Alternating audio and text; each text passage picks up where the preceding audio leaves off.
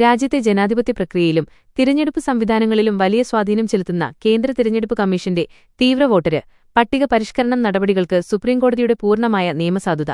തിരഞ്ഞെടുപ്പ് കമ്മീഷന്റെ ഈ വിപ്ലവകരമായ നടപടിയെ ശക്തമായി ശരിവെച്ച പരമോന്നത കോടതി വോട്ടർ പട്ടിക തീവ്ര പുനഃപരിശോധന നടത്താന് കമ്മീഷന് പരിപൂർണ അധികാരമുണ്ടെന്ന് വ്യക്തമാക്കി.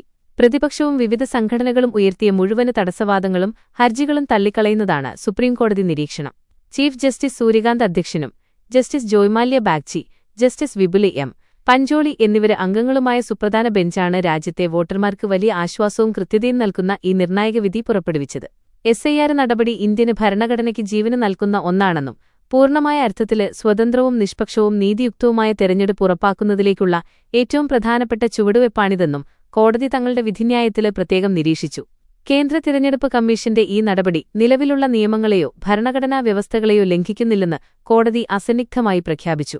ഭരണഘടനയുടെ ആർട്ടിക്കിള് 324, 1950 ജനപ്രാതിനിധ്യ നിയമത്തിലെ RP ആക്ട് ചട്ടങ്ങള് എന്നിവ നൽകുന്ന വിപുലമായ അധികാരപരിധിയില് നിന്നുകൊണ്ടാണ് കമ്മീഷന് SIR പ്രക്രിയ നടപ്പിലാക്കിയത്. 21 ലക്ഷത്തോളം സന്തുഷ്ടരായ ഉപഭോക്താക്കളും 2 ലക്ഷത്തോളം തിമിര ശസ്ത്രക്രിയകളും പൂർത്തിയാക്കിയ മലബാറിലെ ഏക കണ്ണാശുപത്രി Al Salama high hospital, hospital road, Perinthalmanna. അതുകൊണ്ട് തന്നെ കമ്മീഷന് തങ്ങളുടെ നിയമപരമായ അധികാരങ്ങളും മറികടന്ന് പ്രവർത്തിച്ചുവെന്ന് പറയാനാവില്ലെന്നും ജനപ്രാതിനിധ്യ നിയമത്തിന്റെ ലംഘനം ഇവിടെ നടന്നിട്ടില്ലെന്നും കോടതി വിലയിരുത്തി. ജനപ്രാതിനിധ്യ നിയമത്തിലെ സെക്ഷന് 16 പ്രകാരം വോട്ട് ചെയ്യാന് അർഹതയില്ലാത്തവരെയും അയോഗ്യരായവരെയും വോട്ടർ പട്ടികയിൽ നിന്ന് ഒഴിവാക്കാന് തെരഞ്ഞെടുപ്പ് കമ്മീഷന് നിയമപരമായ അധികാരമുണ്ട്. വോട്ടർ പട്ടിക അട്ടിമറിക്കാനല്ല, മറിച്ച് അതിന്റെ പരമാവധി കൃത്യതയും സമഗ്രതയും പുനഃസ്ഥാപിക്കുക എന്ന ഭരണഘടനാപരമായ ഉദ്ദേശ്യത്തോടെയാണ് SIR നടത്തിയത്.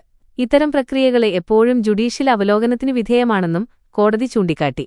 SIR എന്നത് പിൻവാതിലിലൂടെയുള്ള പൗരത്വ പരിശോധനയാണെന്നും പൗരന്മാരുടെ മൗലികാവകാശങ്ങളുടെ ലംഘനമാണെന്നും ആരോപിച്ച് രാഷ്ട്രീയ പാർട്ടികളും വിവിധ സംഘടനകളുമാണ് സുപ്രീംകോടതിയെ സമീപിച്ചിരുന്നത്. എന്നാൽ ഈ വാദങ്ങളെല്ലാം പൂർണ്ണമായി തള്ളിയ കോടതി വോട്ടർ പട്ടിക പരിഷ്കരണത്തിന് പൗരത്വ നിർണയവുമായി യാതൊരുവിധ നേരിട്ടുള്ള ബന്ധവുമില്ലെന്ന് വ്യക്തമാക്കി. വോട്ടർ പട്ടികയിൽ നിന്ന് ഒരാളുടെ പേരൊഴിവാക്കുന്നതുകൊണ്ട് അയാൾക്ക് ഇന്ത്യന് പൗരത്വം നഷ്ടമാകുന്നില്ല.